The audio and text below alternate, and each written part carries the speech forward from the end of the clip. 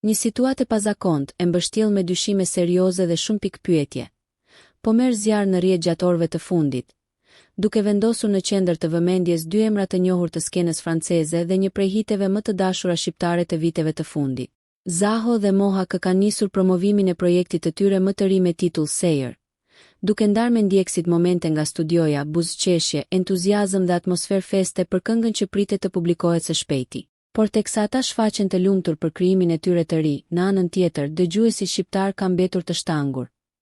Tingujt e copëzave të publikuara tingëllojnë tmerrsisht të njohur. Për çdo që ka dëgjuar qoftë edhe një herë baladën A jetë të bardhit, paralelja është e menjëhershme. Nuk bëhet fjalë për një vibe të ngjashëm apo për një frymëzim të lehtë artistik, por për një vijë melodike që duket thuajse identike me atë që Qelik Lipa kompozoi vite më parë dhe që Bardhi e ktheu në një himn emocional për publikun shqiptar më gjerë. Struktura e melodisë, ndjesia e refrenit dhe rrjedha muzikore krijojnë përshtypjen e fortë se kemi të bëjmë me të njëjtin skelet muzikor, të veshur me një produksion tjetër. Deri në këtë moment nuk ekziston asnjë informacion zyrtar për kreditim të autorëve shqiptar. As ndonjë deklaratë që të sqarojë nëse kemi të bëjmë me një sample të blerë, një remarke të autorizuar apo një bashkëpunim të padeklaruar.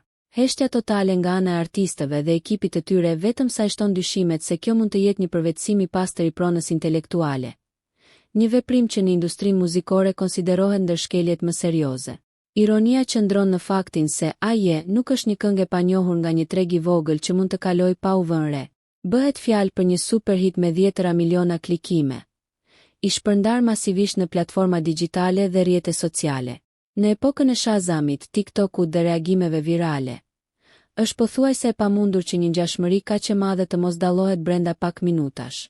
Kjo ka bërë që rrjeti të shpërthejë në komente, ku shumë përdorues flasin hapur për kopim, vjedhje dhe mungesë respekti ndaj artistëve shqiptar. Të tjerë kërkojnë reagim publik nga Bardhi dhe ekipi i tij, ndërsa nuk përjashtohet që çështja të marrë edhe rrugë ligjore nëse vërtetohet se nuk ka pasur asnjë marrëveshje paraprake për përdorimin e materialit muzikor.